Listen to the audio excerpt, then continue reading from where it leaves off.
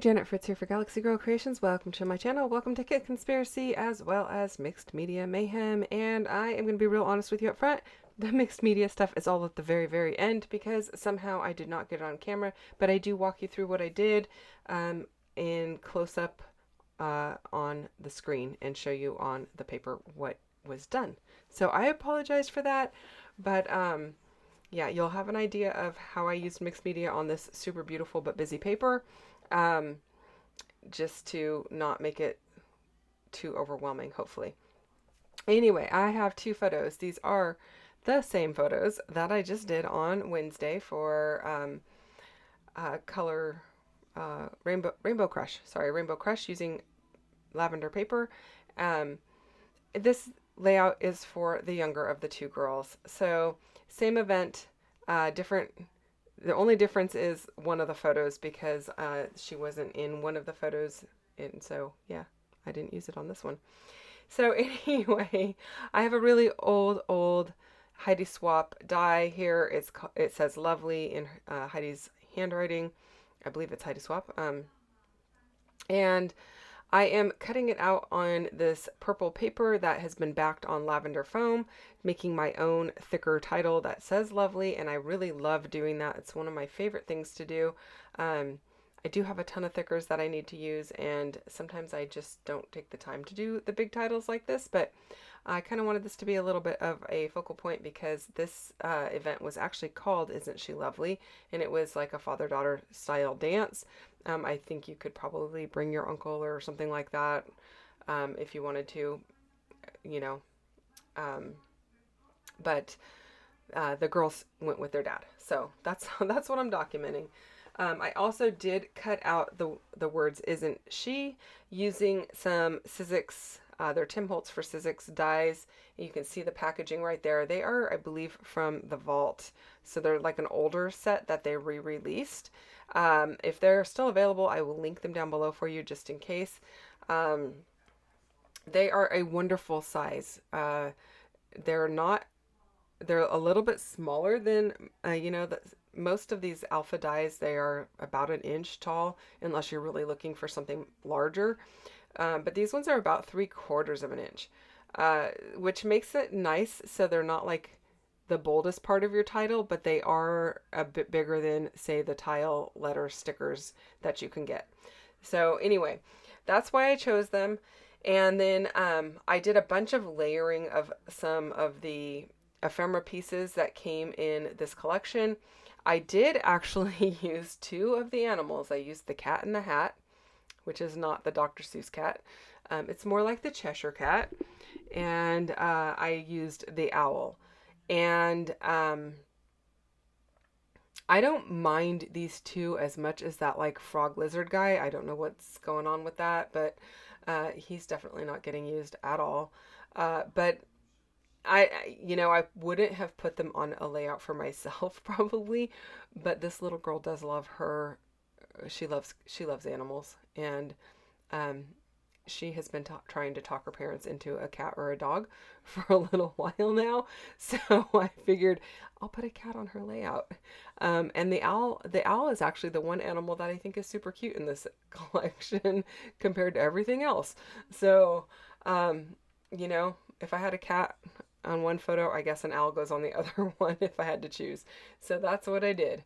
And then I kind of played around with what I was going to put inside this frame besides the title. I decided to use this umbrella because it's very feminine, super girly. She is a girly girl by any definition of the word. She is a girly girl.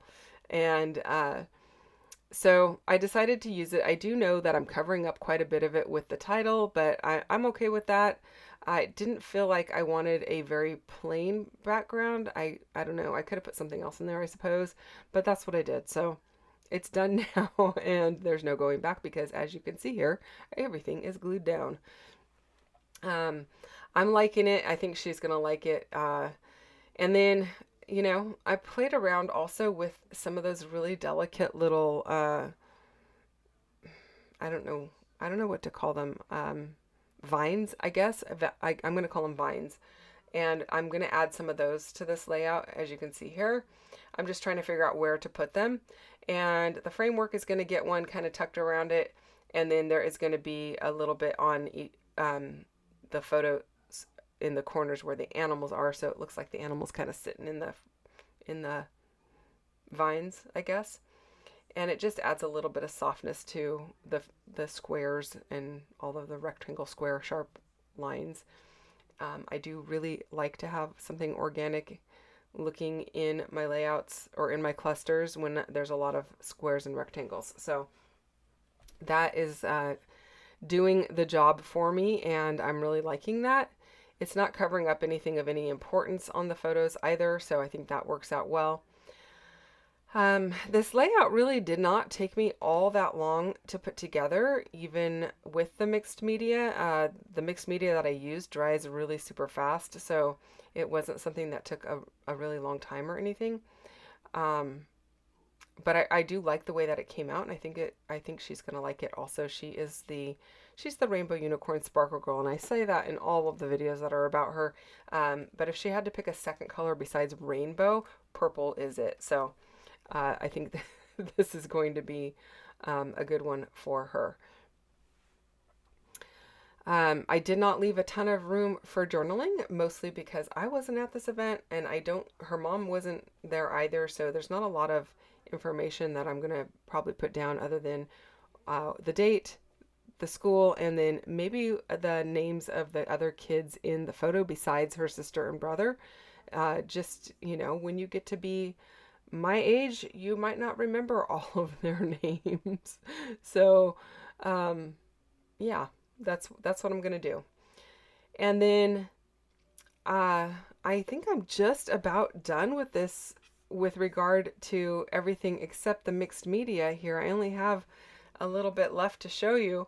So I'm just going to tack these on with some of the Nuvo Deluxe adhesive, which is my favorite. And then I did ink up all of the background pieces with some Black Soot Distress ink just to make them stand out. And I do find that to be the case with the collections by Joanne Bain for 49 and Market. There's a lot of things that are in the same tonal quality. And so I feel like I have to ink things up quite a bit to get them to kind of really pop. And I don't think it's necessarily the pieces that I'm choosing. It's just that's her style, I guess.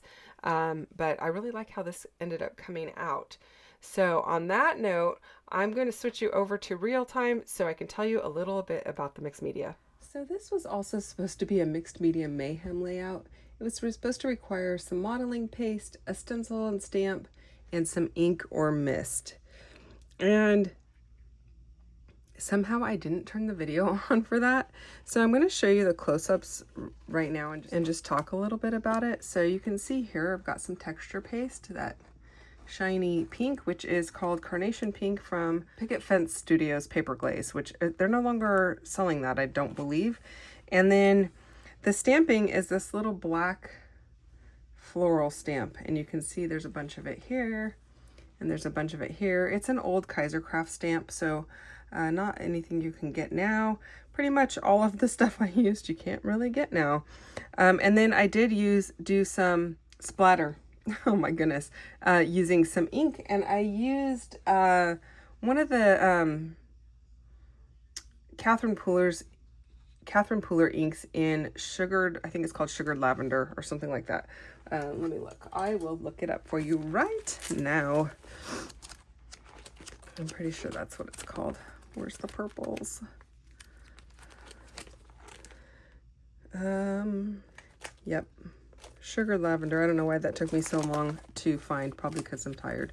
But yeah, it's the sugar lavender Catherine Pooler ink. And I have it, you can see the sprinkles of it right up in here. So I did do all of the Mixed Media Mayhem stuff, but somehow I did not record it. So I apologize for that.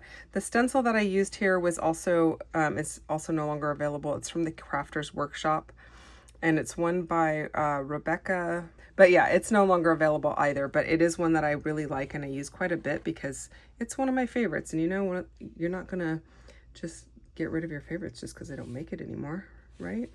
So anyway, that's what it looks like. And I just wanted to include that. The close-ups are just coming up in just a moment. So thank you so much for watching. If you have questions or comments, leave them down below. As always, I will get back to you as quickly as I can. Don't forget to go and check out everyone playing along with Mixed Media Mayhem, as well as MK's channel, to see what she's got going on using the same collection today. And I hope that you enjoyed this one. Hit the thumbs up if you do, and don't forget to subscribe if you're not already subscribed. I apologize again, you didn't get to see all the mixed media in action, but I wanted to kind of walk you through it, and so I hope that kind of at least gave you an idea of what I did on this very busy paper.